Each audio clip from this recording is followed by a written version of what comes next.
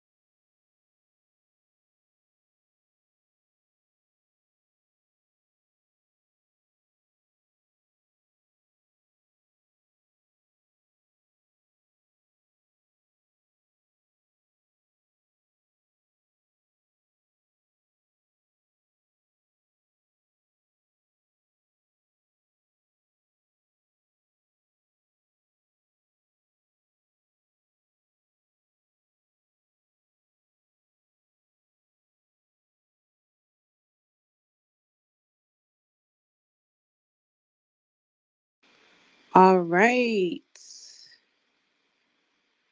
All right, Coach Sheeta, you got to accept your invite to speak. We got you as a speaker. We got my guy, Coach Chris, up here. Addison, we're not taking, we're just doing the panel right now. So when we'll let you know when we get a moment to take on some questions or comments. We're going to have a parent Q&A if we have time at the end. So hold tight, Addison.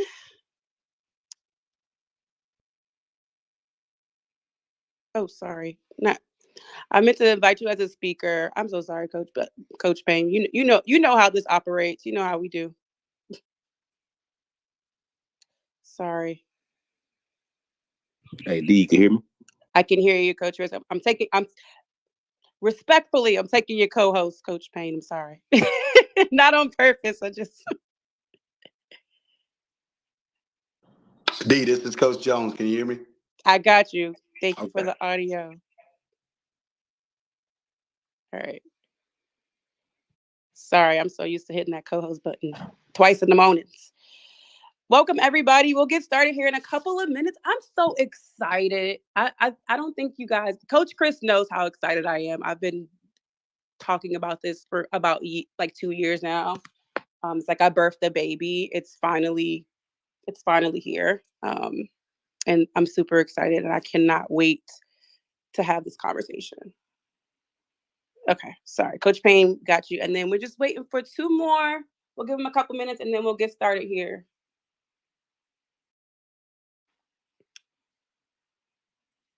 We got Coach Crow in the house. You're more than welcome to join the panel as well, sir. I know we're going to have some special guests in and out, which I'm super.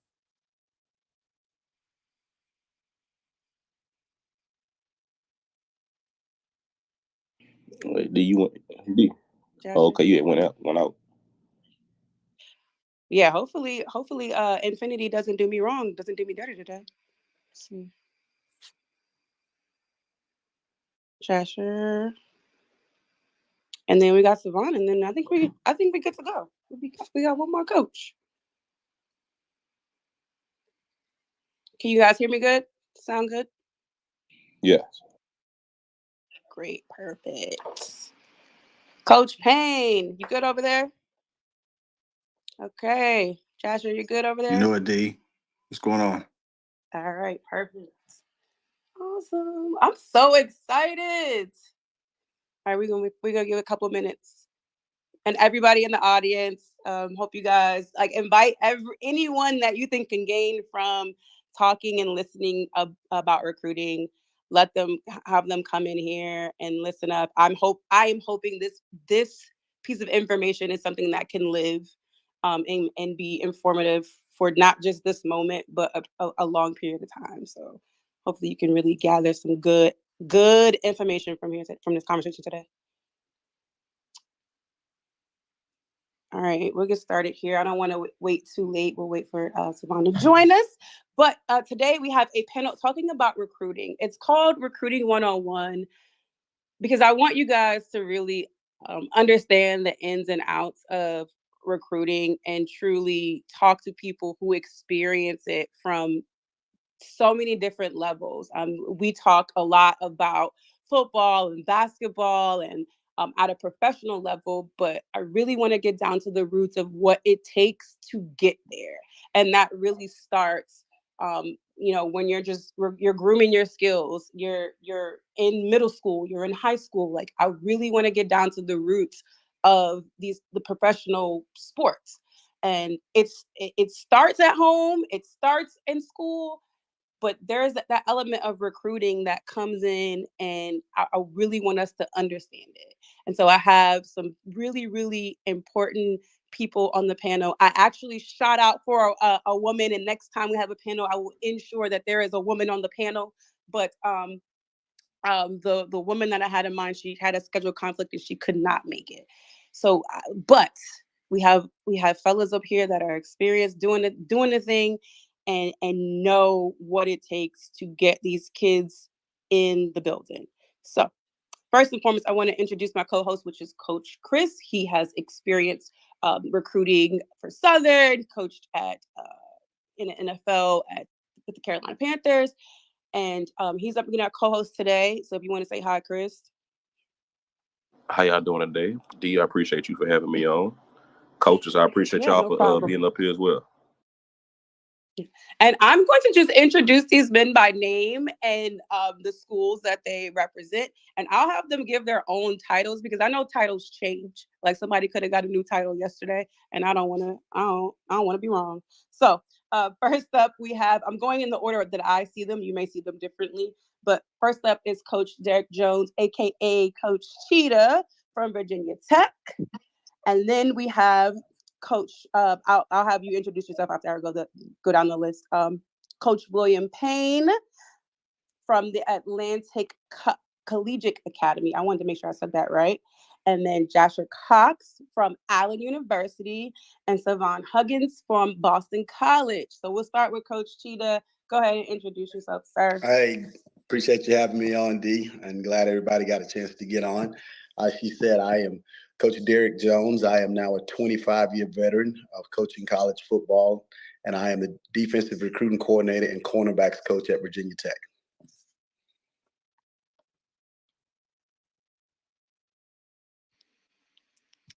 Go ahead, Coach Payne. Yes. Good evening, D. It's been a while since we've been on one of these spaces together. Thank you for having me. My name is William Payne. I'm the director of. Can you guys hear him, or is it just me? I can hear him. Oh, okay. Sorry about that. I'm the director of athletics at Atlantic Collegiate Academy. It's my first year at school similar to this. I've been at the collegiate level as a college basketball coach, won a small college championship, and just very fortunate to be a part of this panel. Thank you, guys. Okay, I couldn't hear him, but I think he's done. So I'm gonna drop you, Coach, and bring you back up. But Joshua, if you want to go in the meantime. Hey, good evening, everyone. Jasher Cox, Director of Athletics at Allen University. 22 years of intercollegiate athletic experience, 15 of those being on the administrative level. Good afternoon, everyone.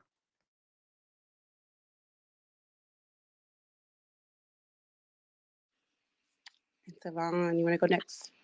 Hey, good evening to everyone here. Appreciate you guys for coming on. And D, it's good to hear from you and glad to be on. I'm Savon Huggins, the running backs coach here at Boston College. Been at Boston College for the last going on my fourth season. So excited to be on with you guys and girls and learn from the other speakers as well. Great, and I'm so glad you said that, Savon, because this is an opportunity to not just learn about for children and parents, but other coaches that are listening that may need some tips and tricks, or thinking about getting into recruiting. Like this is going to be a well-rounded conversation, and so let's just get into it right now. First topic on the docket today is academics. It is truly the number one thing for me, and I want to know if it's number one in the minds of the GOATs here. Like you guys have experience. Coach Derek talking about 25 years in the game. So is how important is academics in your words as you're talking to these young kids? Well, first and foremost, they're called student athletes for a reason. And when you look at it, I would say myself and probably most of the other coaches and administrators on the panel were once athletes ourselves. And the big thing is one day, hopefully, you're going to become something more, something different, something bigger. That's a husband, that's a father, but more importantly, that's an employee somewhere. And so you want to make sure that you're doing the things right now to be able to prepare yourself for what you're going to one day become, not necessarily what you want to be. The system and people will use you up until they have no more use for you. But it's your responsibility to make sure that you're doing the things that when someone looks at your resume, when they look at your GPA, when they look at your transcript, you're someone that they want to hire, not because you were a former athlete. And from the perspective of us looking at student athletes now, we're looking for low risk individuals. And low risk individuals are people that have solid grades. And just the last 2 to 3 years, the entire landscape of college football has changed because of the transfer portal. And so no longer are colleges taking risk on at-risk high school guys as much when we can just go get somebody from the college level out of the transfer portal that has already proven that they know how to handle a schedule of being a college athlete, that they can manage playing a sport and being a student athlete. But more so than anything, the maturity level that comes with it when we look at someone's GPA. You can tell a lot about a person when you look at their GPA compared to other guys. I spent 12 years at Duke University, and a lot of the guys in America were weeded out, just because of academics. And the thing about when I look back at my time there, the vast majority of those young men are doing well in life, and most of them aren't playing professional football. I'm a pencil that Duke thing, and we're gonna come back to that. And what I like about this panel, y'all, is we don't have just football here. We have directors of athletics, so that means they cover the span of multiple sports coming in from a university. And I know Coach Payne has a ton of basketball experience, so I definitely would love to hear your opinion on this. Well, it's a tough act to follow because if there's anything that could be touched on, Coach Jones just not only touched on it, but hit it out of the park. I'll approach it from a slightly different perspective because he hit on so many good things. As a former college basketball coach that primarily was at a small college level for the duration of my career, and Jasher will be able to kind of understand this. We very rarely gave full ride athletic scholarships. And so what we did to offset that obviously was your academic standing. So a lot of small institutions will stack scholarships. Well, they will give you X amount of dollars for an athletic scholarship. Then they want to offset that with academic scholarships. And for the young person to be able to get to a quote unquote full ride, they need to have a certain standing athletically and academically to be even in the ballpark to get that. And so it's really important as we recruit young people that we know what they're doing from an athletic standpoint as well academic, so we can try to stack those scholarships to make it not only beneficial for the student athlete but also beneficial for the university, because again, from the small college perspective, not only in basketball but all sports, it's extremely limited on what we have to offer. Our budgets are small. And so if you do not have those academics, as Coach Jones said, we're taking a shot on you for someone who's not shown that they can do the work. But two, there's no shot of us getting you to a point where the scholarship package is beneficial to you and your family. And so for a small college coach, it's crucial to be able to do that.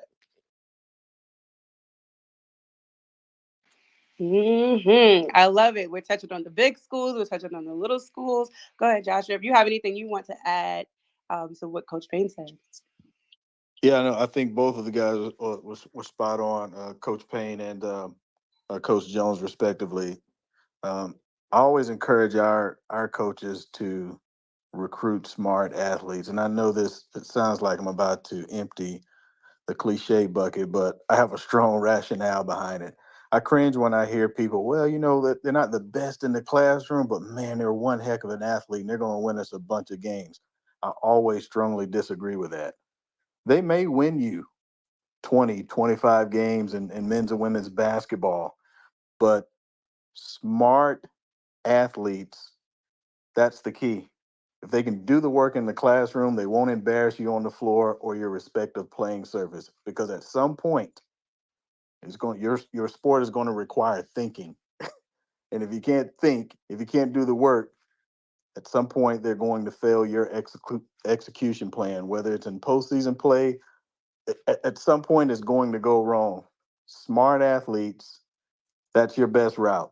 They got to be able to have a proven history of being able to do the work in high school before you put all your eggs in that one basket. Now, that's not to say someone can't improve them along the way. Sometimes you got to take chances. I get that. You didn't hear me say that, but at the very least, we got to get out of the environment of just recruiting the athlete. If they can't do the work, they're going to embarrass you on your respective playing surfaces at some point. So we got to make sure that they're buttoned down academically first, because I'm telling you, smart athletes will win you a lot more games than the ones that you think are just the athletes only, if that makes sense. That makes total sense to me. Go ahead, Savon. Do you have anything you would like to No, add I to think that? everyone kind of said their piece, and all those things make sense. I think probably the only other thing, and it's cliche that some other people were saying, is like from a reliability standpoint.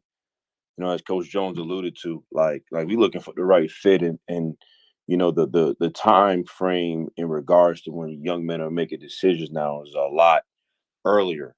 So that goes also to show, just to educate student athletes, you better make sure you're on top of your stuff when you first get to high school, right? So like if this kid's on the cusp, well, we have to make a decision how serious we're about taking this kid. Another thing we look at is their attendance in school. Like do they like what's their attendance record? They might have decent grades, but they may not be in school much.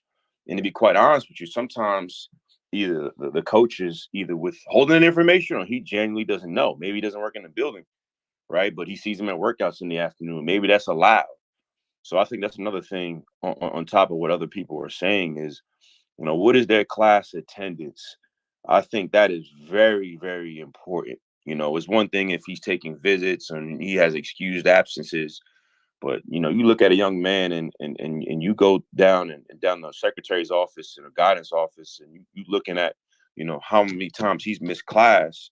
He might have decent grades, but he needs to answer this question for me, because the reliability part, like I don't want to be chasing you to go to class. Like, our young men are going to go to class. That's like part of our standard and expectation. So if I gotta chase you to go to class, then it's probably not going to be a fit for you.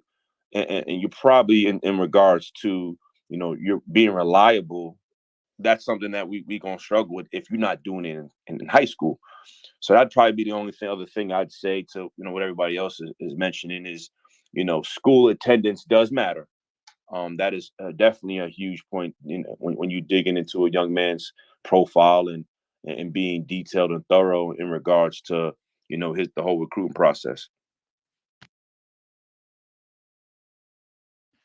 Y'all heard it. Attendance matters. So parents, when you like letting John and Jill, I'm just using that, stay home from school because they got a little stomach ache, and just know that it could have repercussions going down the line, for their athletic careers. So keep that in mind. My mom never let me stay home. Okay, if I was sick, I was going to school until they sent me home.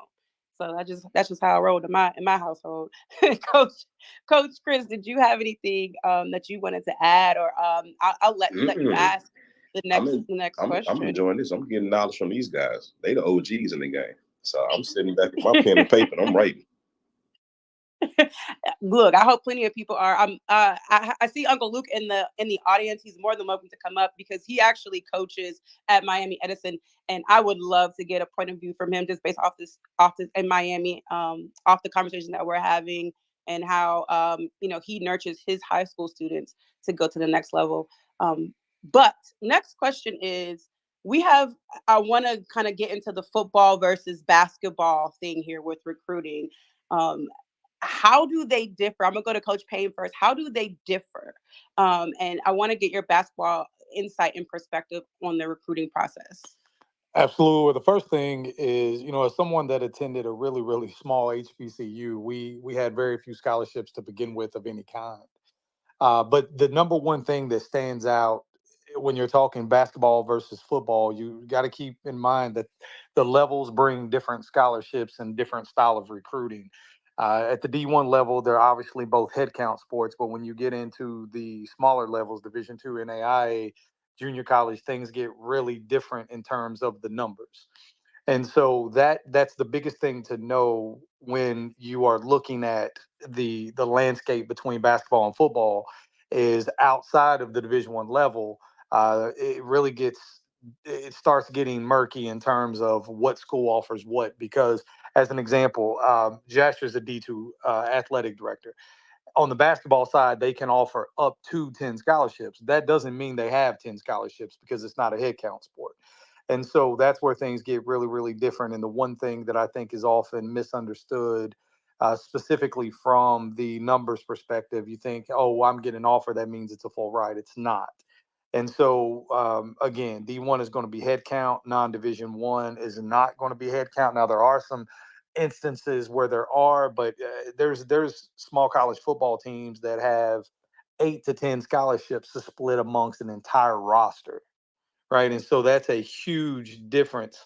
I mean, even when you get to the Division two level or the NAIA level, it's a massive difference in what a lot of the Division one programs have to operate with. So that's my 2 cents. I know I don't want to touch on too many things because I know these guys, with their knowledge, are going to have a lot of stuff to add. But the biggest thing is to keep in mind the difference in the scholarships. Okay, Josh, I'm gonna go to you next, and then we'll go to the football guys. Yeah, he's right. The difference in the scholarship is vital, and understanding that, there's so many people that struggle to basically comprehend the difference between, the equivalencies and the allotment that you truly have. So the NCAA, by their standards, football is considered quote unquote fully funded if you offer 36 full scholarships. Men's and women's basketball, as Coach Payne said, 10.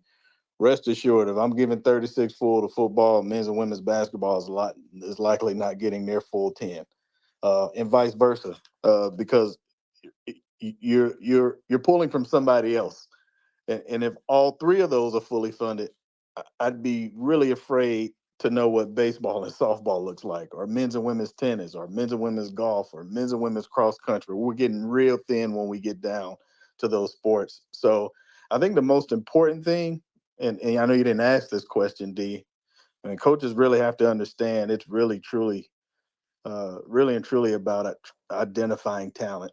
We got a lot of coaches that are recruiting kids that no one else is even looking at. And when you do that, from an athletic director standpoint, it makes it extremely difficult to go to institutional leadership and say, hey, I need more money. Well, you need more money for who? I need more money for export. Well, export only won 2 games. You're not utilizing the money well that you do have. And so those are the conversations that I'm hearing in institutional leadership. So, man, it's really and truly when you come to everybody and say, hey, this is the one, I need X amount of dollars, I get this athlete, we're going to get over the hump. And then when leadership comes to the game, said athlete is sitting down because you under recruited. Turns out this kid wasn't what you thought it was.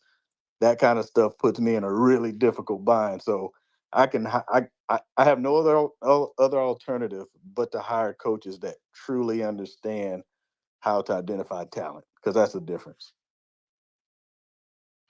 So he hiring, firing the coaches. Like you guys, I'm so full right now, just with like the depth of knowledge that we have just right now. And I'm just happy. I'm like, if you could see the smile on my face right now. I'm gonna go to Coach Cheetah next, and then Savannah, and then we're gonna go to Luke for a second because I want to ask him a question about from the high school point of view. But Coach DJ.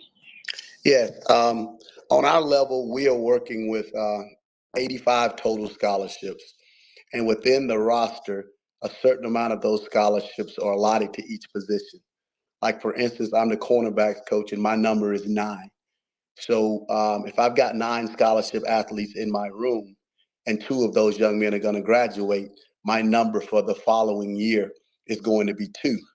I think a lot of people look at the recruiting aspect of it and says 85 scholarships. Well, that's a lot of opportunity when in reality it's not. We're going to have 85 guys on scholarship generally at our level. And whether you're losing 17 guys, 19 guys, or 20 guys, you're replacing that. And oftentimes within a roster, you have walk-ons who've contributed a lot. So those guys are awarded scholarships as well. So in reality, there are a very, very limited amount of scholarships on our area.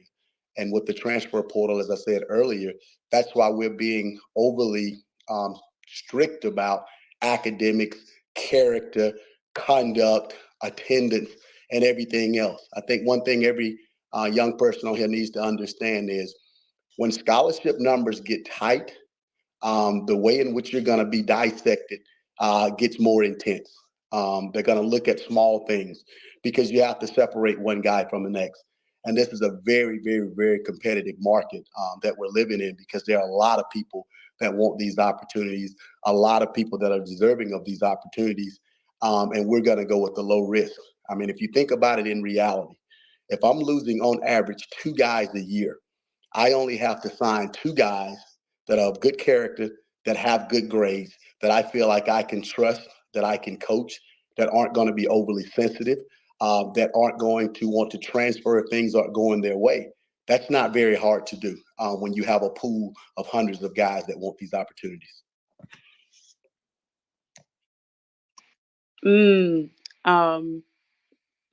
Okay, I like that, and I'm writing down my questions for later. Like, go ahead, Savon, if you have anything to add there. Can you repeat that part again? With the Yes. Yo, this was basically, we're talking about kind of the differences in recruiting. Coach Payne gave it from the basketball perspective, and just the differences of and the complications kind of you're having. Yeah, no. If you want to I think elaborate. I just maybe went both ways. I just want to I'd say, going back to what Coach Jones was saying in regards to that, we have 85 scholarships and how we allocate that. Even from a recruit's perspective, I think it's important as you're going through your process to identify, okay, what years are those particular players in your deal, right? Really do your research as much as it is where we're doing research on you. So if, for instance, so to speak, in the tight end room, you got a whole bunch of sophomores and red shirts, sophomore and a couple red shirt sophomores. Okay, maybe if you're looking for opportunity to potentially contribute, early, those guys have been paying due in their time unless you just outright beat them. So I think, just from a number standpoint, I can speak possibly from the recruiting side of it, as a prospect, is to, where are those age gaps? Okay, have freshmen played there before? Show me that if that's something that you're interested in. But I think from a number standpoint, like you said, we hit that number of 85 full scholarships. So, I think that's kind of an important deal that maybe goes unnoticed. It is exactly not necessarily the depth chart, so to speak, but like where are those particular student athletes allocated per class. And if that young man's been playing since he was a freshman, like really do your research. Do you see that being a possible fit? I'm just specifically talking about tight ends as an example. Maybe it is. Maybe they play in 12, 13 personnel or multiple tight ends. Maybe they play with one tight end. So like those are the things that, the student athlete needs to do their research on when it comes to the numbers in the particular each position. Because as a running back, I can speak for, we carry about 6 on scholarship each year. So that can fluctuate depending on, different things. But ideally, the number would be 6.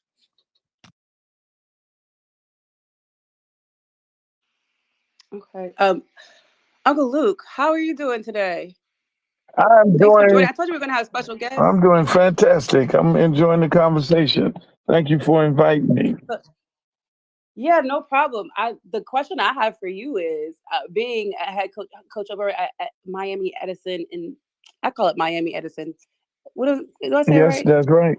All Okay, of our schools in Miami, we put Miami first. Yes. So, with that being said, I want to know, based off the conversation that you heard and me talking about the importance of academics, what are you instilling at the high school level as they're getting ready to meet and greet these gentlemen, you know, on this panel right now?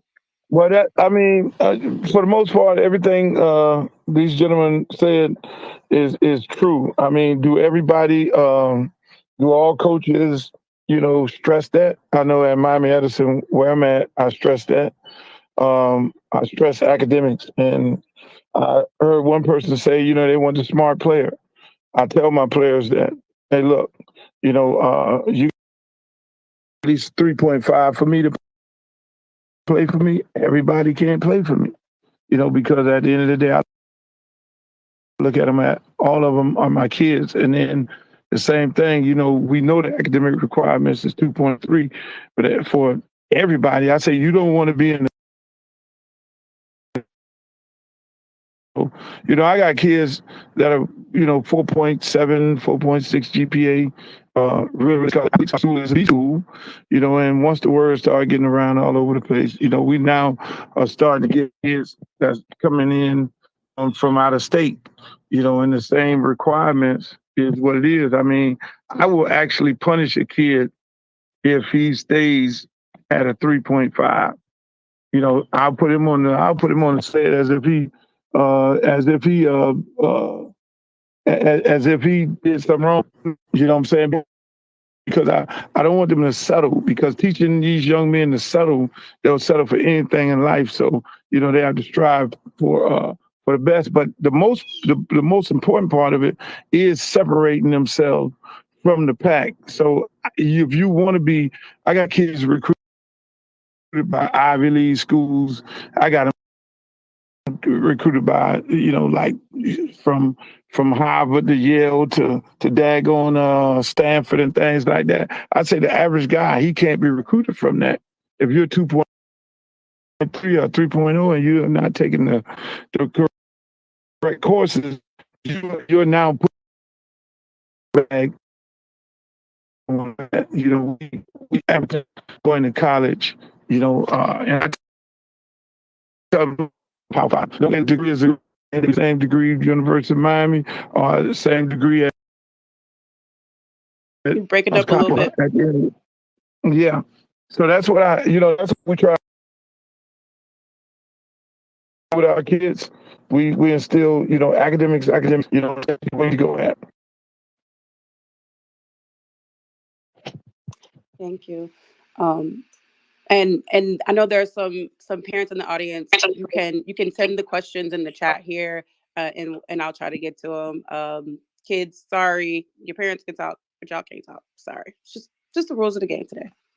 Coach Chris, you had something you wanted to add? Coaches, I wanted y'all to explain to the listeners and the parents and the kids the difference between the offers and a non-committable offer and a committable offer.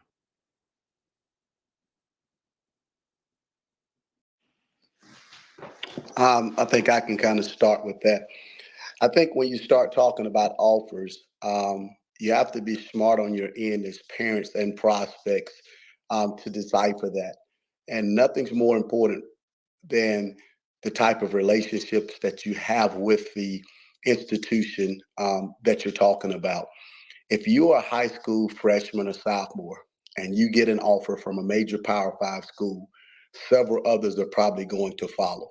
But in reality, if you try to commit to any of those institutions, you're probably not going to be permitted to do so because none of these coaches know you in person.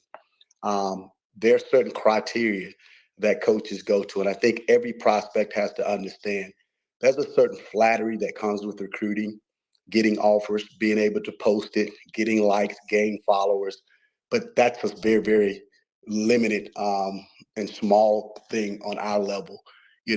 We told you earlier a lot of things that we're looking for, and there's no way to find these things out unless we're around you and you're around us. The recruiting process is more of an interview process than it is flattery, and never lose sight of that.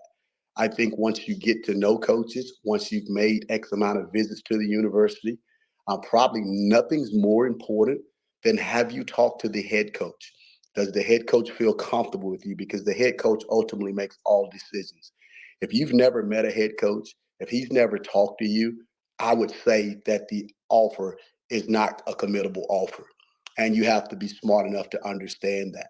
If you're talking to universities all across the other side of the country and you've never visited that campus, then it's probably not a committable offer. And it doesn't have anything to do with your ability to play the game. It's just coaches have to assess high risk, high reward. Coaches compare the character and the presentation of young men when they're on campus. It's a very, very highly competitive business. So we narrow things down by how comfortable we are with young men, how comfortable we are with their parents, how comfortable we are with anyone helping to make the decision. Because I think it's very important to understand that in the world of guys being able to transfer, there's nothing more important to us now than knowing if a young man is a flight risk. And what I mean by that is he a young man, again, if things aren't going right, that's going to be looking to transfer? And probably more important, parents, are what's important to the parents. Are the parents preaching academics? Are the parents the type of parents that are going to hold the kid to a certain standard, whether he's living up to standards or not? Are the parents concerned about NIL as opposed to academics? And so much more that goes into it that we just kind of sit, assess, and compare. I don't know who wants to go next, but he took my next question right out of my mouth. But I'm gonna ask it anyway later. Anybody want to add to that, Coach Payne? I know you were agreeing to some of that, Jasher. Yeah. I mean, feel free to hop in on this one. He nailed it. I think that there are some dynamics that are slightly different. This is one of the areas I do think it's different because the lines, I believe, are a little more blurred in basketball. You see all the time with some of the smaller levels knocking off, bigger programs more frequently. You have something in basketball it's a hook offer. And by that, what that means is that coach wants to get their hook in you with no intentions of you accepting that offer in the moment. The coach is not required for any reason to see that offer through. They're not required to take your commitment. And so what they'll do is they'll put that offer out there to you as a way to say that they did it to have their hook in you in case things progress the way they want it to progress, right? Either you have improved as a player, maybe they're offering you early and they think that, they're projecting that you get better later, or they project that, you'll grow 6 inches, whatever that looks like. For whatever reason, they're getting that hook in you to be able to kind of keep you around and keep you interested in hopes that you develop. And then if you develop so much, they can then come back and say, hey, we believed in you before anyone else did. And so it's one of the things, it's kind of known as a hook offer on the basketball side, but there's really no intentions whatsoever in that moment of the coaches accepting your offer. And so one of the pieces of advice, again, Coach Jones is a tough act to follow because he brings up some really, really good points about the dynamics of the head coach relationship and have you talk to the head coach. I always say you'll know if you're being recruited, truly recruited. An offer sounds great and an offer may come along, but you'll really know if you're being recruited. You'll never have to ask yourself. That's a key component for parents to listen. You'll never ever have to ask yourself or second guess it if you're being recruited, I promise. But if you've had that conversation with the head coach and they've put that hook in you, ask them in the moment. If they offer you, say, hey, can I commit to this offer today? And then I think you'll learn a lot about that process simply by asking that question. I've had it asked to me when I put a hook offer out. And so that's a big thing that kind of happens on the basketball side, at least.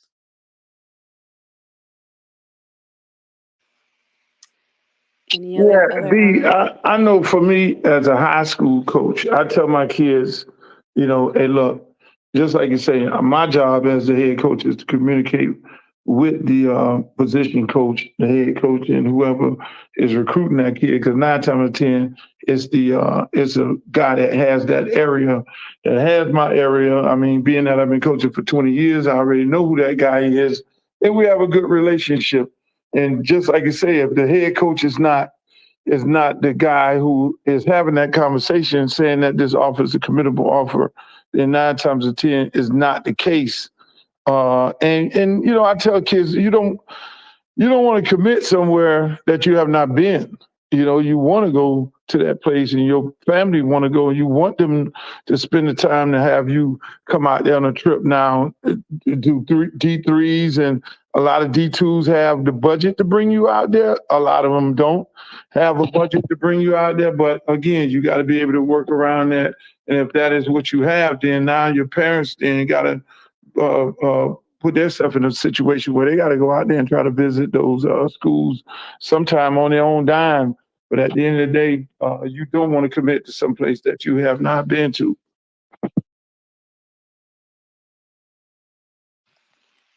So I'm going to ask Joshua and Savon this question, and Coach Jones got to it already. I'm low key mad, but I'm happy at the same time. Parents, I want to flip this on the parents. We talk so much about the kids and what the kids have to bring to the table, but what are we looking for in the parents? I know he already kind of he even gave y'all the answer to the quiz already, but what are we looking for in these parents?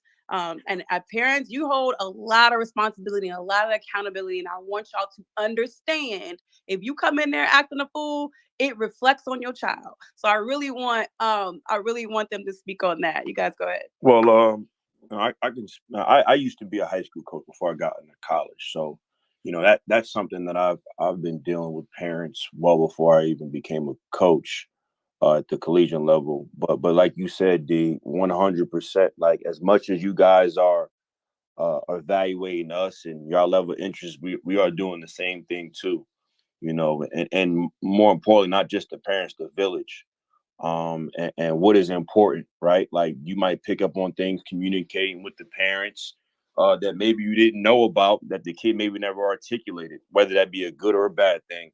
But I think for the parents, you know, I do think it's important for them to be involved, because at times, the reality of it is, and whether that be a guardian too, doesn't necessarily have to, whoever that young man deemed as somebody that's a key in their life, is that when they're making a decision, right? Like the decision, to me, in my opinion, through my experiences, is a yes, it's his decision, but there's certain things too as well that needs to be non-negotiable. Like if the kid, you know, cares specifically about certain things, okay, well, let me see what if it aligns with what the parents are talking about. Maybe there's something that might turn you off. Or maybe the kid's a non-responsive young man and you talk to the parents and they're the same way. Okay, maybe that's not the person you want in your program. So I guess, you know, as I talk to parents, I get a feel of exactly what they're looking for. Sometimes they don't necessarily always have questions right away, but they may come back with a list of questions, and I'm willing to answer in depth. You know, they do. You know, the guys that we would go after. You know, academics is a big part.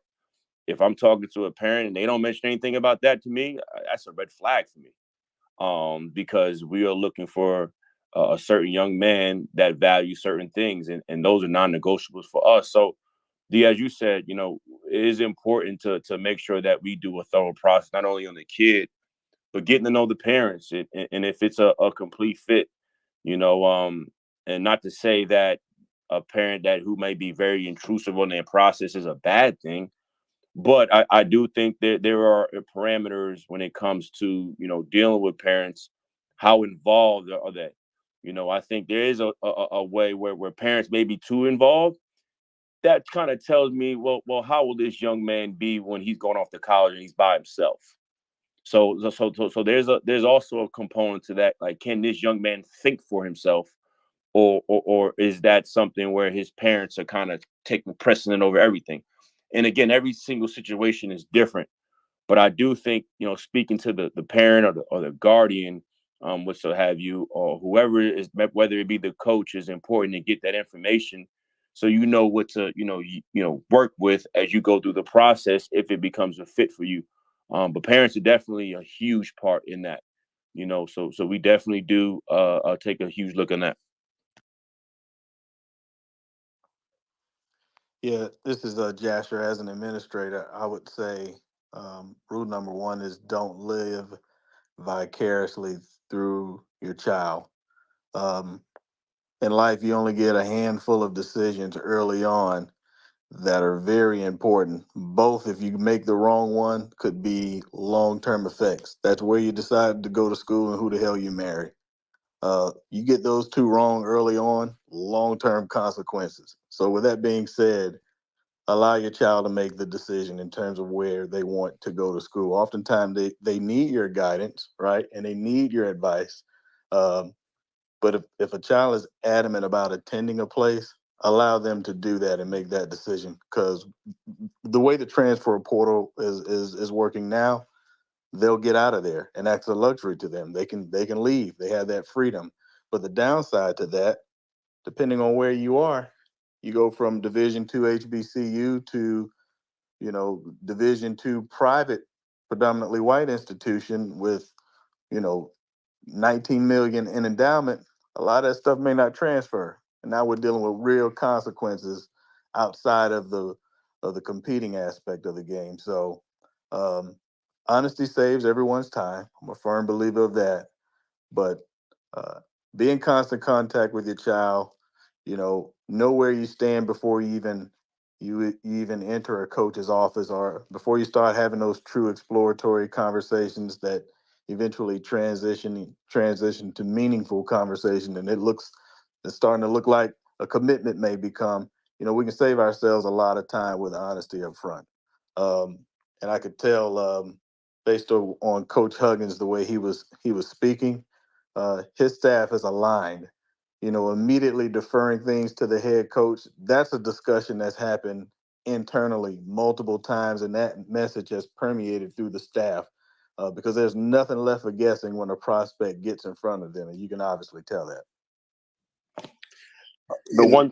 I didn't mean to cut somebody out. The one thing I want to say to that, and that was something you said too that was important, is when and I'm sorry to cut the next person off, but like when they make a decision, and you said a good point about, yes, you do have the opportunity to make a decision with the portal, but at the same time, and I think you'd agree with me with this, is making the decision, yes, for the young man, for his own self, at the same time making a decision where all factors are important: academics, playing time, major.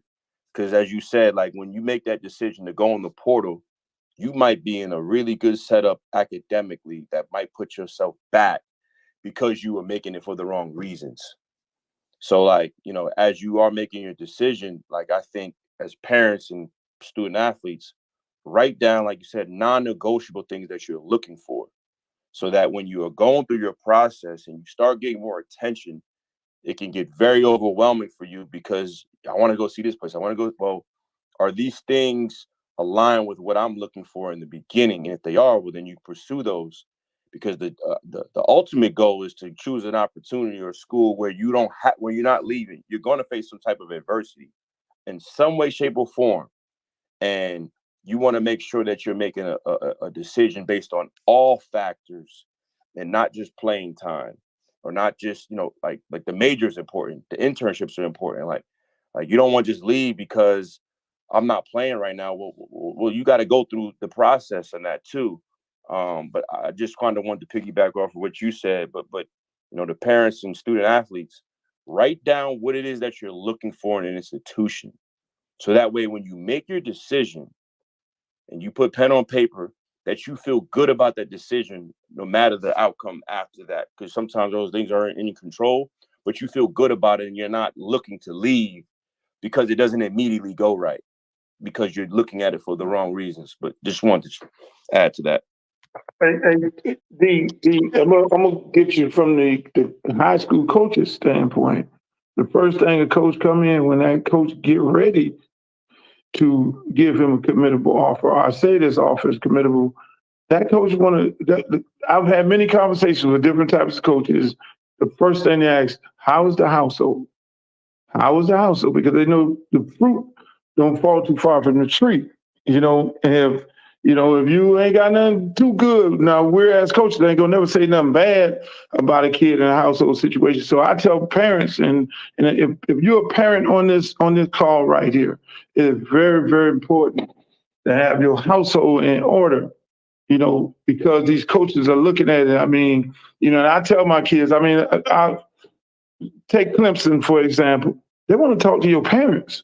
They're going to give you the parents a virtual tour. They want to recruit the parents. They want to know exactly, what their makeup is, what y'all are about. You got a good, how you operate. And then at the end of the day, the last part of it comes into when that head coach is doing a home visit. So now you doing that home visit and your household ain't in order. You got all kind of things going on in the house. Those coaches compete the game because at the end of the day, I tell my kids, hey, look, these guys making $300,000-$400,000 $1 million or whatever it is. They got their livelihood is on the line. And so they can't bring a guy to that college that ain't got his stuff together. And 9 times 10, if the parent ain't got their stuff together, the kid ain't gonna have his stuff together. So if he could be a gangster on the field, but at the end of the day, he gonna get up to somebody's institution and is gonna find that he's first thing gonna do, come home and say, oh, that wasn't for me. But it all starts with the parents. I think great points by all those guys there. And I don't want it to be just a negative picture of the parents, because a lot of the positive comes out of who the parents are as well. Just being able to see if values are aligned when you talk to parents, being able to see what's important to the parents, what they've instilled, but probably more than anything, just the interaction between parents. When you see young men and they're respectful of their parents, it says a lot. When a parent comes in and the parent is the only one talking and they're doing a whole lot of talking about what they've done, how they've helped the kid to get to this place, that's a little bit of a red flag, because it's showing that that parent is a little bit overbearing, in a sense, because it is the kid's decision in making that. But there are a lot of different things that we assess, because there's Luke said a minute ago, man, this is our livelihood. And in 25 years, I've worked at 9 institutions, and man, it takes a lot to move your family, to uproot your kids out of school. So we have our jobs by the young men that we recruit in our profession. So we want to make sure that we're looking at every possible aspect. There's some small things I want to touch on that probably most parents hadn't thought about. These are things that have actually happened. If you're a parent and your kid's a high school athlete, and you're one of those parents that sits in the stands and sits on social media bashing the coaches all night, that's not a good thing. And one of the things that we're going to do as coaches is, not only are we going to look at the young men's social media, we're going to go see how the parents act, how they behave in that sense. Because again, everything we do is recruiting, and social media is the biggest recruiting tool that we have. So the way I look at it is, if a mom or dad are bashing the head coach or the assistant coaches, or talking about they don't know what they're doing on a regular basis in high school, who's to think that they're not going to do that in college? You can really hurt your child by doing that. So you got to be careful in that sense. And the other thing I'll hit on is, and I've seen this, regardless of what you have, and please spread this to other people, because I don't know who's on here. Every young man wants to help out people in their family, and the ultimate goal for all is to be able to do that. And that's very admirable and understanding. But there's a huge difference between a young man wanting to help out their parents, their family, as opposed to feel a pressure to have to do so. That is really huge, because when young men are under pressure to have to do that, it makes them make irrational decisions. They're not playing in their first year, and all of a sudden they think they've got to save their parents. That causes them to stress. Maybe the grades fall. Maybe it causes them to transfer or whatever else. So please, as a parent, understand that it's very important that you say simple words to your children like, it's not your responsibility to take care of me, because that right there carries a lot of weight. And the last thing I want to hit on is just making sure that all parents understand how big of a part of the decision that you are. If it seems to any coach that money is the most important thing to you, that's probably going to be a red flag. The other thing that we look at a lot of times is, how many times has this kid transferred in high school and why? Oftentimes we run into parents and they're telling us, well, we transferred him from this school because they wouldn't treat him right, and we transferred him to this school because they wouldn't treat him right. Well, the kid has been to 3 different high schools in 3 years. Well, what do you mean by not treating him right? He wasn't getting the carries that he was supposed to get. They wasn't throwing him the ball. Again, that's a red flag because they're going to be just as much or more competition on the collegiate level as there is on the high school level. Always understand whether it's the high school level, whether it's the collegiate level, all coaches live their lives by the decisions that they make within that sport. Most coaches don't dislike or are not going to mistreat children just because they're bad people and it affects their livelihood.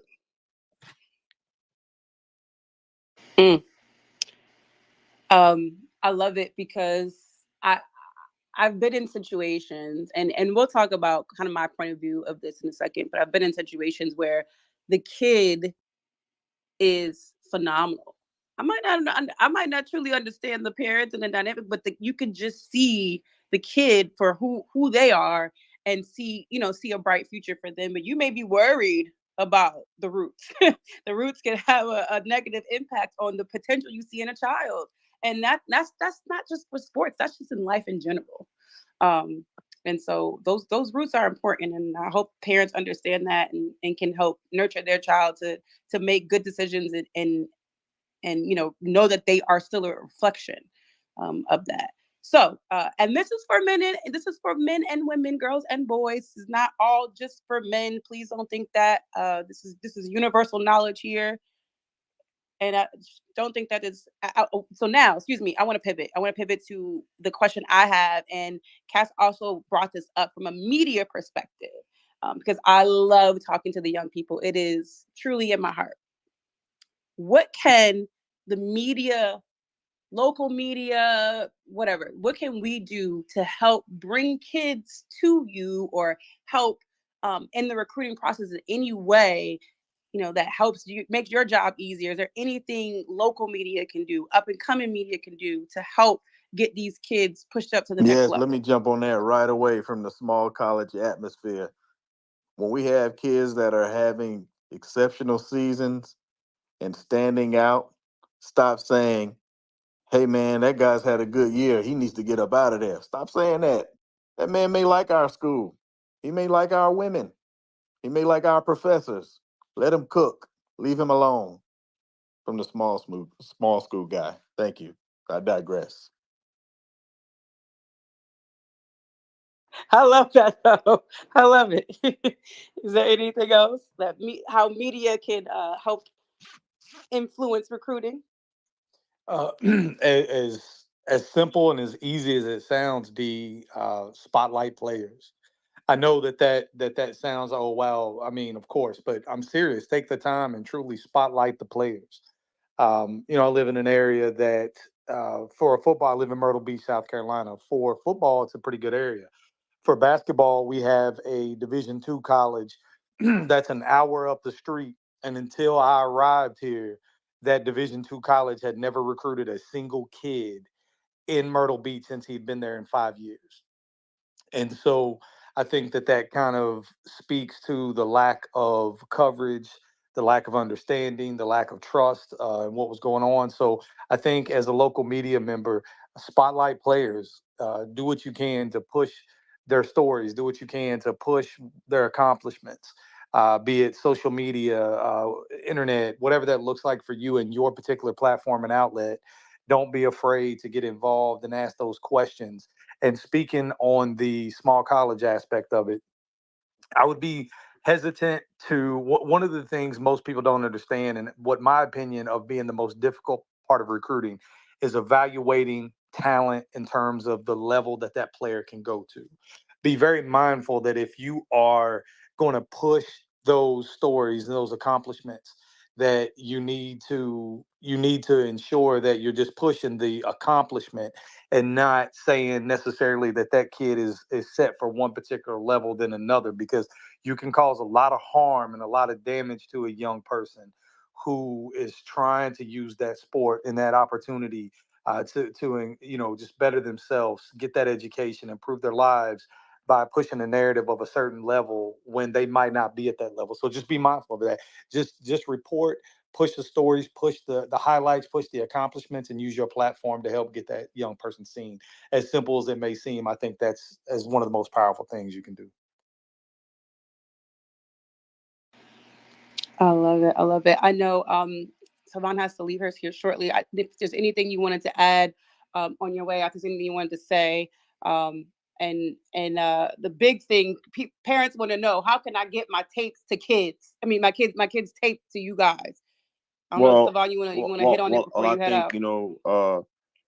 definitely, like I said, just put the content out there, put the information out there, and again, we live in a society now where I mean, you can find it. I mean, we have resources to put this stuff out there. So, I think just putting the film out there is definitely important, and kind of letting us. I think the last coach said something really good, like trying to don't let that young man be dictated about where he can play, like, or young woman, like just put the tape out there and let people view the tape and identify it, and just continuously positive reinforcement and positive things around that young man or woman will definitely help from a media perspective. If you do have certain connections and stuff, I think it would hurt to use that. One thing I would suggest as a former high school coach, especially when sharing information to college coaches, instead of saying I have a person for you, a guy for you, what do you think? Where do you think this young man or woman would match up? How should I approach in terms of where I'm putting this young man or young woman's tape to the different respective colleges? I think that's also a great tool to develop trust with your relationships. May not necessarily always have a person, but what you do is now, okay, cool. When you do have one, now that coach is more inclined to listen. So I think that would be definitely one thing I would share would definitely be to just be honest, get feedback and ask questions. And I think you can kind of, go from there in regards to where that young man or woman in terms of where you should help them in from an exposure standpoint. But again, just putting the stuff out there, we'll be able to find it. Yeah. All right. Thank you so D, much for joining could I me. add to that, D? Yeah, go ahead. I just wanted to say bye to him because I know he Oh, has to go. absolutely. Yes, appreciate you. Yeah. You're the best, D. Go You ahead. guys take care. Yeah. Thank you. Yeah, Thanks. I just wanted to You further too. drive that point home from Coach Huggins. He's absolutely right. Don't dictate whether you think a kid is eligible to play on the next level. Put that kid's film out there and let the coaches make the decisions that they get paid to do. It didn't work for DJ Burns at the University of Tennessee. It didn't work for DJ Burns at Winthrop. And so the lazy thing to do for a coach and the easy thing to do is to make that assumption, well, he failed at 2 Division I teams. He's probably now a D2 guy where nobody's going to want him. And North Carolina State said, no, not so fast. I see something. I can make that work. Fast forward, now they're in the Final Four. So allow coaches to do their own work and let them make the decision whether this prospect could work for their program. I think the way I would answer that, is utilize the resources that you have. It's very hard to get in contact with college coaches, and I'll say that from personal experience. I have 2 cell phones. I have most of social media outlets, but I'm also 49 years old, and I go home every night. But I have probably no less than 5 people in the office, whether they're interns, student assistants, or whatever, that watch my social media, that look at my social media, and pretty much everyone that sends me a film, they grab it and they forward it to the recruiting office and put it in our database. Even though you may not see me directly respond to you, there's someone that has access to my inbox on Twitter, and that's their job to make sure that that film gets looked at. I think a very key element for everyone, both prospects and parents, is to make sure that you keep a really good relationship with the high school head coach as to who's calling him about these young men. And I think Luke can probably elaborate on this for us after I finish up. But who's calling, who's coming by, who's inviting the kid to come to the school. And the head coach always has the right to ask us, what's the true level of interest? And because we don't want to burn bridges with head coaches, we're going to definitely be honest with him. 99.9% of the time, a head coach making a phone call is going to carry a lot of weight. A high school coach that we know, that we've met, that we trust, we're going to listen to. and not saying I won't listen to the parent, I won't listen to the prospect. I may just not have that number in their phone. I may didn't listen to that voicemail on Monday, and by the time I got to it Friday, I had 65 voicemails. So there's a lot of different things that go into this, but stay persistent. Make sure you're honest with yourself, and make sure you utilize the resources you have to be able to get direct quotes from coaches and what they're saying about you or your children. Great. Thank you for that. As someone that, I want to do whatever I can to help them. And to me, it's not all film is gonna tell a story, but I also want to put out there what these men are like, these men and women are like as a person. I can pick pretty much get along with a lot of different types of people, but can we be human? Can we talk? Can we laugh? Can we bring your personality through the camera when I'm with you or sitting next to you in an interview? Like, that's important to me. And a lot can come across within a 5-minute interview. And that's what I want to put out there. So my fellow media people that are in this space, I think we all want to do whatever we can to put these young men and women in the best light. So we appreciate you guys giving us that insight right there. I want to go back to academics real quick, and I know there's like a ton of questions, parents, coaches that want to ask questions. I'm gonna have a little bit of time. I know these guys have plenty of things to do, so I'm gonna have a little bit of time to try to get some questions in there real quick. But the next one is for academics and majors. Do you guys have any kind of insight or what you're looking for, or just any, because there's so different schools have different majors, there's different avenues everywhere. I know Coach Payne definitely has some insight on this. Is there any advice you give for these kids when they're looking at majors or picking a All right, major? I'll kick this off if that's okay, because my input will probably be the most controversial when it first comes out of my mouth.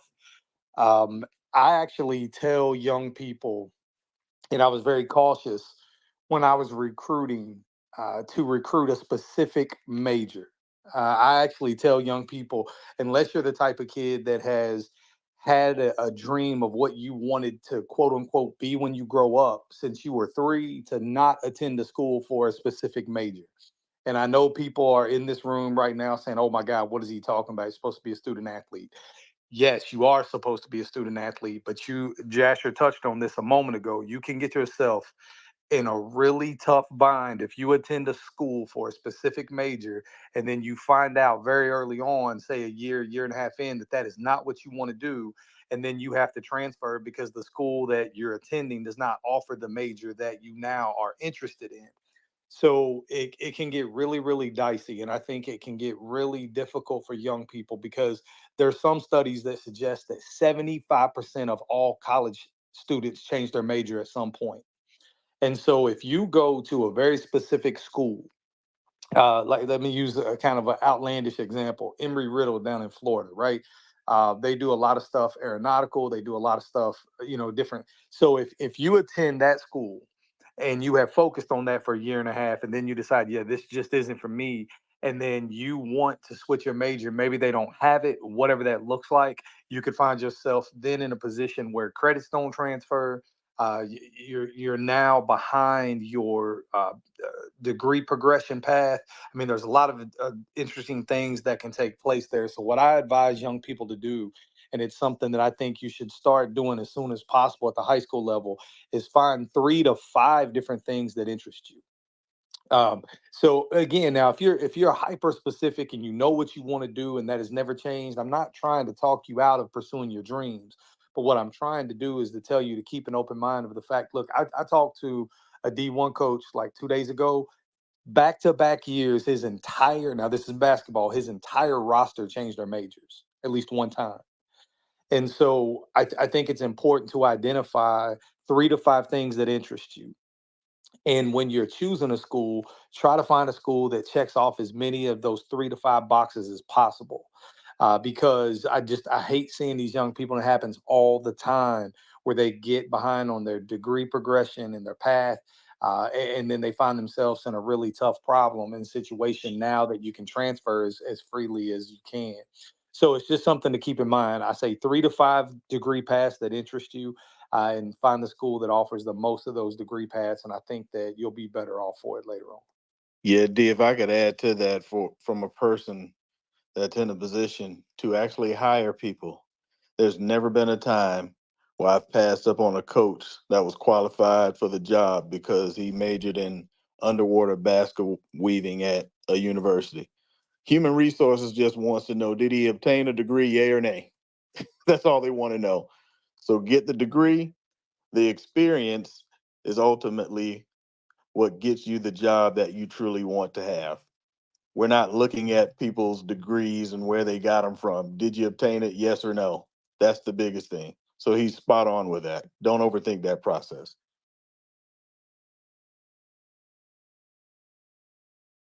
Check the box. Okay, okay. So, uh, Coach Jones, like you have went from a school like Duke, and how does it differ? Because that's a school that is definitely heavy on academics. I know we're going back to the academics conversation soon, but like, how does it differ? Does recruiting differ when you're at a school like that?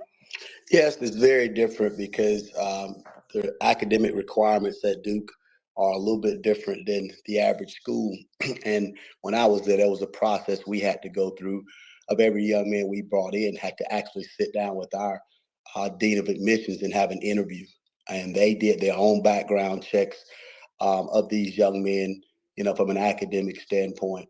So we had to be very thorough, in looking at that. But the thing I found out in my 12 years at Duke too, and the young man that's interested in a program like that is generally going to have his stuff in order, as opposed to just wanting to play football and the NFL being the only option that they have for success in that realm. So as I moved on to Texas Tech, I kept the same pedigree because, during my time at Duke, um, I had peace of mind because every young man that I coached had his own agenda. Every young man that I coached that finished his eligibility in 12 years graduated. And I can't take credit for that because they wanted to graduate. But that's the type of young man you were dealing with. But it really molded my thought process on the young men that I was going to recruit because the retention level was very high. We didn't have guys to transfer. And so for me, it just made a difference. And when I started to recruit guys there that may not have been as highly recruited, but because of who they were, and we were able to evaluate the talent. So that wasn't the issue. And then I ended up getting several guys that did go into the NFL. It just let me know that I could still pick a guy that had all the characteristics that I wanted as a person and still get a good athlete. And that's peace of mind as a coach when you know guys are going to do the things that they're supposed to do, when you know you don't have to chase them around the class, but when you know their priorities are in a place where their ambition is something that you don't have to instill in them. And so for me at my age, at this point in my career now, it'll be hard for me to deviate from the character of the young men that I had there because I know you can be successful with combining the athletic ability and those other things as well.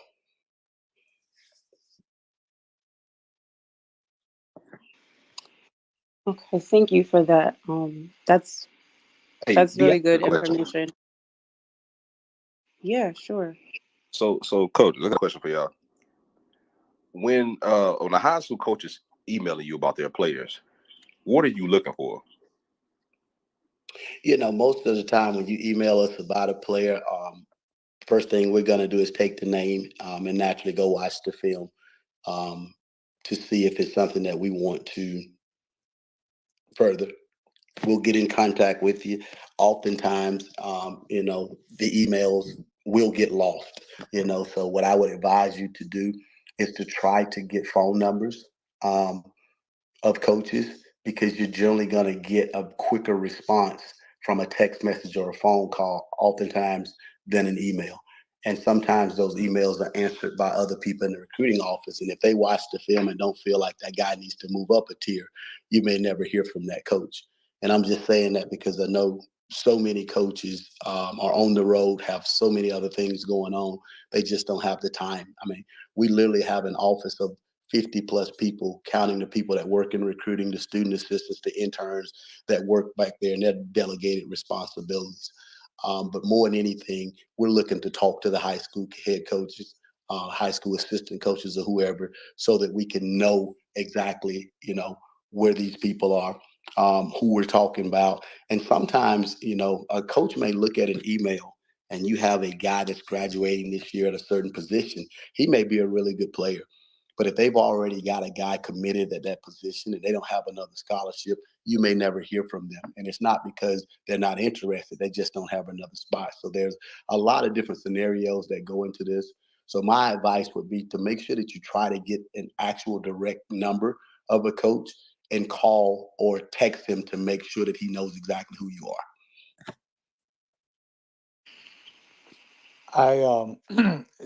And I may be answering this wrong, Chris. You may have meant it a different way, but from a small college perspective, the first thing I'm looking for is whether or not one, know the coach sending the email, and two, do I trust the coach sending the email? And it's probably, when I run networking spaces and try to help these coaches get jobs, it's one of the first or most frequently asked questions is, when I have a player, how do I get a coach to look at said player? And my piece of advice will never waver on this. It's always, don't wait until you have a player to get to know that coach. This business is so transactional. I don't care if it's high school, AAU basketball, AAU volleyball, D1 football, it doesn't matter. It's so transactional. Everybody always wants something. And so if you take the time and you push those transactional relationships aside and you just genuinely reach out and say, hey, AD Cox, I've kind of followed you. I've seen some of the stuff you do with HBCU football. I just want to let you know you're somebody I admire, that kind of thing. And you take the time to build that non-transactional relationship. When you reach out to those coaches and you have a player, then they're not looking at it as much as a transactional situation. And so now, obviously, that's not going to be applicable every time. You can't get to know every single coach. You can't do this. It's just not possible.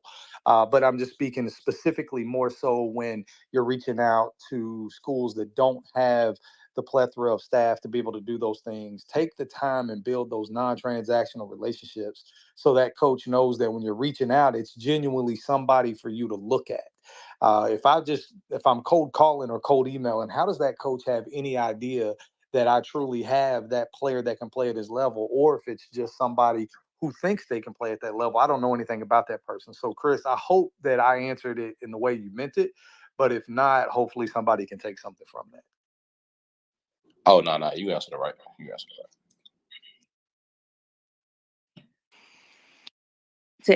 Joshua, did you have anything you wanted to add to that one? I want to get like two coaches or parents up that have questions. If you have a question, I want to let these gentlemen go in the next 10 to 15 minutes here. So go ahead, Joshua, if you have something, and I'll get a couple people. I have absolutely nothing to add after Coach Payne. I'm trying to quote what he just said via Twitter right now. So no, I'm good. He's trying to clip you. He's trying to clip you. Jash is my guy, right. man, and that's why I used him as an example. It's just, I mean, if you're reaching out to people and you have no idea, every coach on this panel will tell you, every coach in this room will tell you, one of the things we hate to hear the most is, I got a kid I know can play at your level. Well, if I know you and I know that you know this level, then yes, that's accurate, and I'm happy to listen to it. But if you've just looked at you don't know anything about a D2 school, you don't know anything about a lower tier Division I or a high major NAIA program, because the idea of high major, mid major, low major, that's applicable at all different associations and levels. And so if you don't know these things, or you don't know the different dynamics of these schools, it's the thing we hate to hear the most, because you probably have no idea. You probably haven't watched our team, you haven't watched our league, you haven't watched our conference, you know anything about it. So it's just something. That's why I like to use him as an example. Josh is somebody I respect a great deal and know. So just take the time to get to know him, and I promise you, it will get you so much further when you do have that player. Because all of us, well, not us, but all the high school guys are eventually going to have that player that needs to be looked at. So just take the time to build those connections and make it non-transactional. Yeah, and don't look foolish when you go visit these high school coaches. Some of them are extremely decorated. They've been in place for a very long time. and not to ruffle your feathers, they probably do a lot better of a job than some of the people on the collegiate level, to be quite honest. 1,000%. So 1,000%. so please know what they've accomplished, recognize that, and don't insult them because you've already lost them before you've even left the high school. If you sit up there and ask the guy, so tell me, how long have you been here and what kind of success? You should walk in the door knowing that guy's been there 22 years and he's won 6 state championships. You should know that. So don't insult him asking those type of questions, or her, excuse me. Do your homework. In other words, do your homework. Okay. All right. I'm gonna get to a couple questions. John, do you have a question? I'll let John up, see if he has a question. As Hi, John. Did you have a question? Yeah, I wanted to know the various levels in different sports of the allocated scholarships. Does the transfer portal change how you allocate those? Like, so example, if you have 85 or whatever available, do you hold some back for the summer transfer portal? I would say each institution is going to be different, and it's really need based for what you need. I mean, say for instance that you've got 4 quarterbacks on scholarship, and 2 of your quarterbacks transfer. Well, you can't immediately go out and sign a high school quarterback and know if he's going to be ready. So you may say, well, yes, we need at least one quarterback that's had playing experience. So it all depends on how many losses come as well through the transfer portal. You know, if an individual team loses 10 guys to the transfer portal and a lot of those guys contributed, they're going to have to try to go find some guys that are ready to play right now. And that's one of the things that the transfer portal awards you to do. But you could probably sit down with somebody from every team in America and they would give you a different answer on that. But I do know for a fact that a lot of institutions do have available scholarships based on needs.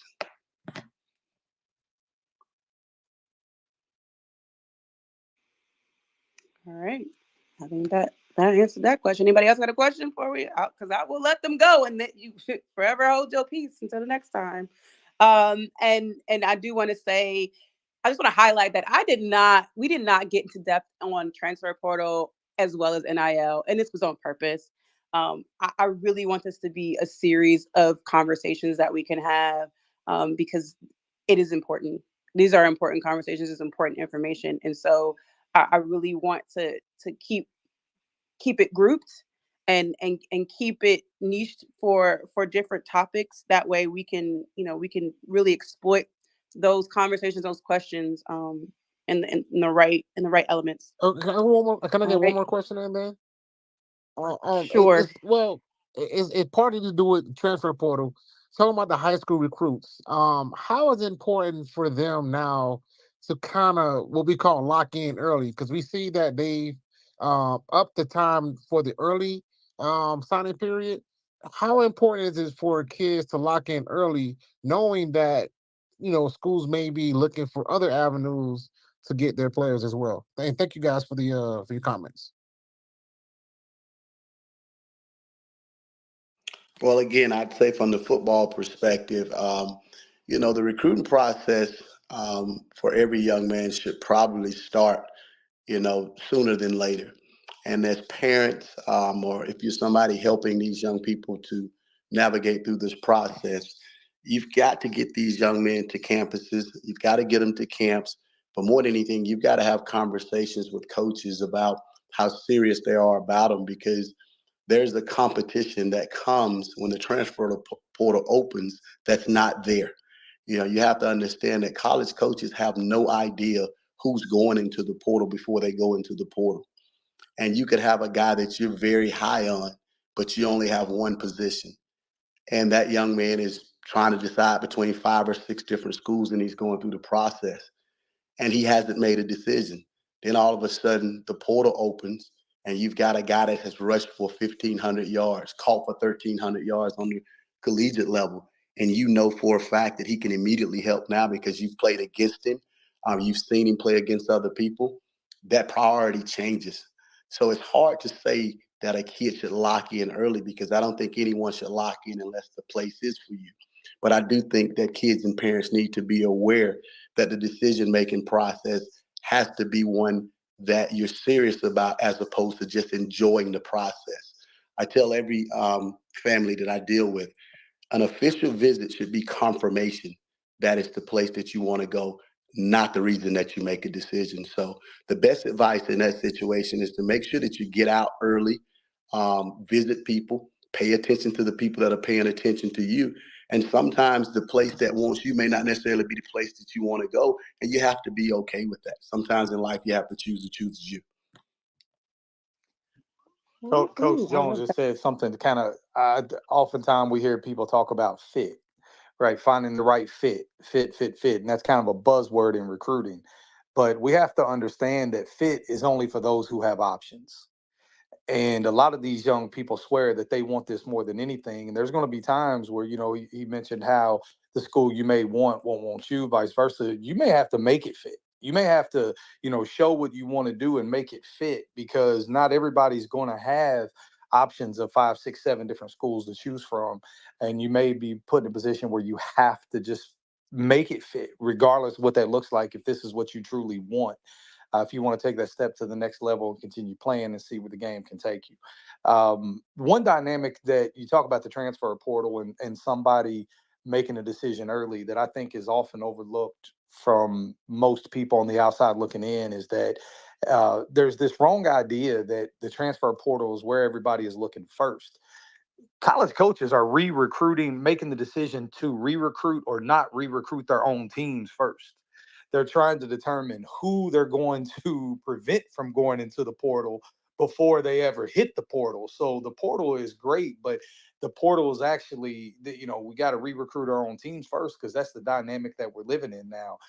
Kids likely going to hit the portal if something's wrong, if something, maybe there's a wrong decision for them for whatever reason that looks like. And I'm fully in support of their ability to be able to do so. But it's tough to say that a kid needs to lock in early, because coaches don't even know what they are going to have space for early anymore. So it makes it really difficult to say lock in early. But I understand why you asked that question, John, because you scroll on Twitter, it'll be people saying, "Oh, if you got an offer, you better take it now. If you got this, you better hurry up and take it. You better take it," because as soon as that portal opens up, people don't understand that the math around the portal.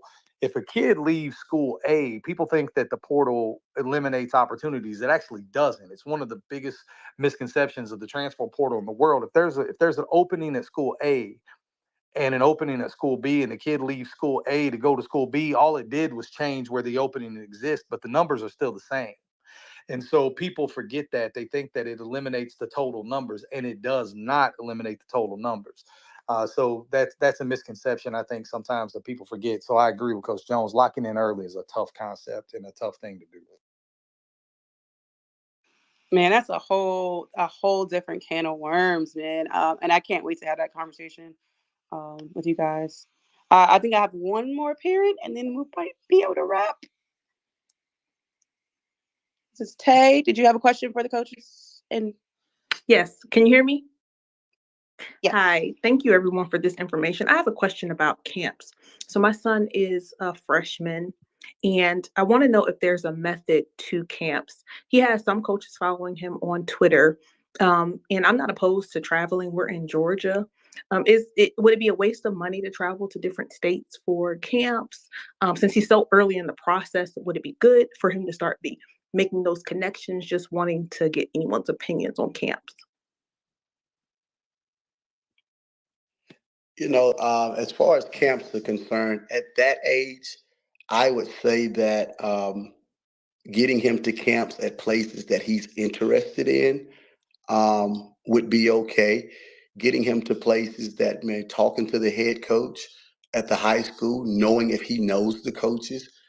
Because the thing you got to think about camp is there's a lot of young people that come through camps, and it's hard to get eyes on everyone. So if we get a tip that a young man's coming to camp from a high school head coach, maybe we're looking for them specifically. You have mega camps that people have where there's a lot of people at those camps, same type of strategy. But at that young age right there, I think camp is probably more so for the experience than anything else if they don't know about them. The thing that we're going to pay close attention to is the high school film and how he looks on tape. And then if the tape itself doesn't decipher, or if we want to compare him to another individual we're recruiting, we'll ask to come back to camp. I'm probably not in particular going to make a decision on a young man about whether or not I'm going to take him or not as a ninth grader in camp.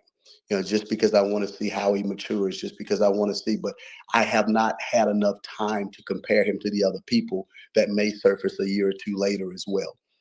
But I'd say let it be a fun experience early on. He may catch someone's eye. The other thing that a lot of people probably don't know or realize is the recruiting process is really a word of mouth thing between us on the collegiate level. Like if we're traveling around in the spring, which we're going to do here in the next few weeks, we're sharing information. These guys see us coming to the school one at a time, and oftentimes we're staying at the same hotels and sharing information about what we think about guys, because we've all been in the profession a long time. We've been former colleagues, we're friends, former teammates, and things like that. But the professional opinion matters. So I wouldn't buy as much into the camp. I wouldn't overspend my money taking my kid to camp at that age until I know that there's a legit interest in him from specific places. And then as he gets closer to that time, you'll have a better feel of places that make sense to take him to. Thank you. I appreciate it. I'm gonna speak on the camp thing because I've probably been doing it for almost 17 years every year, except for the COVID year. And taking Any other questions? Coach. Luke is talking. Sorry, Chris. Go Yeah. ahead. So what I do is something different than everybody else. I take my whole team, but then I know I got a bunch of young kids. Then I know I got a bunch of kids that the colleges are looking at. Then I know I got some kids that's not on the radar. That are going in their senior year and then have a possibility of getting a look. I mean, I remember taking Amari Cooper his previous year. He had 200 yards because he had a hip pointer. Taking him to different camps. He went to the camps and showed out. Before you know it, he got offers from everybody. And same situation with Devontae Freeman. These guys had no offers going into their senior year. And going to those camps, we took them to those camps, and that put them on the map. But just like Coach say, I would say do the local camps. If your school is not going and the entire team is not going, and get the experience, if you're in, if it's Georgia or Florida where we're at, you got tons of school that are having these camps, and let them go out there and get the experience. So, when it's time for them to really go to the camp, to put some work in, that it won't be new to them, and they'll just be looking around, because anything new to anybody goes real fast, and you have not put on the show that you need to put on. And I always suggest to parents, do not let your kid run the 40-yard dash, even though college coaches hate that. Thank you, Luke. All right, one last question, Jaron. Coach Nick. I didn't have a question. I just wanted to advise the lady about camps. Like, instead of spending her money, especially young as a freshman, on all over the country, I would advise that, like Coach said, do a bunch of different camps and different levels. So, like FBS mega camp and FCS camp, a D2 camp. She's in Georgia, so there's a lot of Gulf South schools there, Valdosta State, West Georgia, that are good programs, other D3 schools, and get that experience, learn about different colleges while he's young. Instead of traveling over the country, money be better spent trying different schools at different levels and see what they have to offer. All right, thank you, gentlemen. Thank you, ladies that are in the audience as well. Thank you, Coach Chris. Thank you, Coach Derek. Thank you, Coach Payne. Thank you, Luke. Thank you, Joshua. Thank you, everybody. I want to individually thank you, but collectively, thank you. This has been, I'm getting tons and tons of messages about how thankful people are for the information that they received here. And again, this is just one small piece of what I want to cover. Coach Payne kind of got into the portal thing, but there's so much to talk about there. We don't have enough time. So much meat. when you talk about the transfer portal and the misconceptions about it. So we'll get to that. I'm gonna make it my goal to have a conversation about that, so you can talk to the people that know and deal with it every single year. And again, thank you so much for your time and your words. And these conversations will get to live on. If you have a question about accessing this conversation, please reach out to me. I will make sure that you have it, that you can play it back, you can listen back to it, because this is something that I want parents, kids, and coaches to just really grasp and understand. So I want to thank you all for your time. And make sure you guys are following these guys. Coach Cheetah gonna give you an inspirational word every single morning. Coach Payne does spaces of his own. My guy Josh, he's a good guy over here. He's a Steelers fan, so he's A-okay in my book. So and Luke is all over this, all over Twitter as well. I just want to thank you guys so much. I can't thank you enough for joining me tonight. I don't know if you guys have any final words, but please. Thank you for having us on. And, just from the football perspective, one last thing. I talked about us getting out in the spring, important for parents, high school coaches, and prospects to understand. The NCAA has significantly cut the days that we can be out in the spring. We did our allotment the other day, and each individual coach on staff only has 14 days to hit a vast area.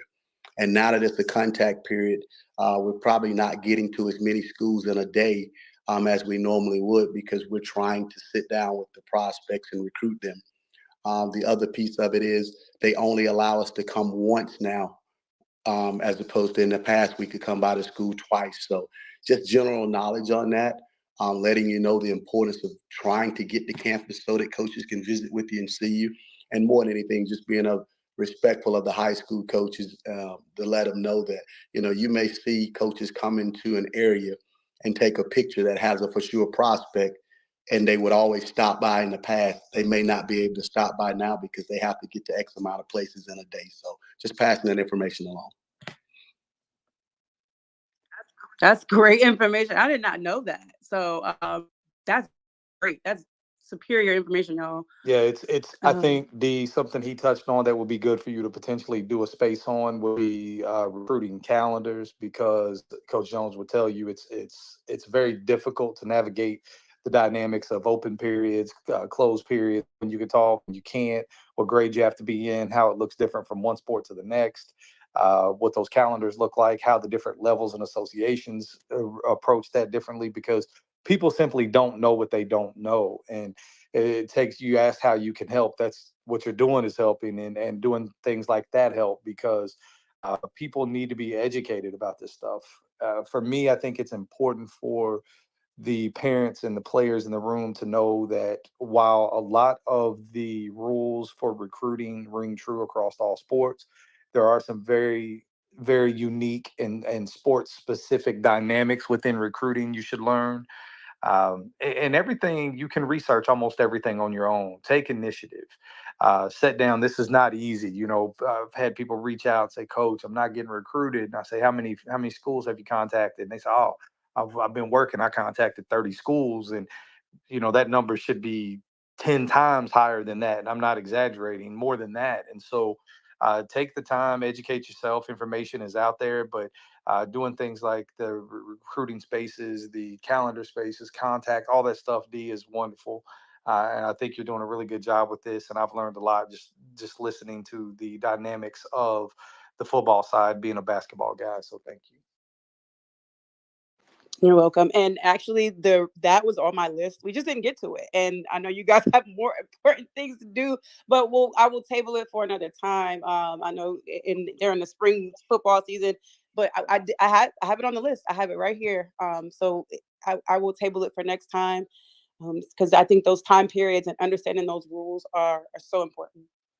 But again, thank you so much, gentlemen. I really, really appreciate it. Thank you, Coach Chris, again, for helping me co-host here. And, no problem. Appreciate y'all. Until next time, you guys, have a great rest of the week, y'all. And you know where to find me here. And we'll be in Sports and Coffee in the morning. And we'll talk about this all.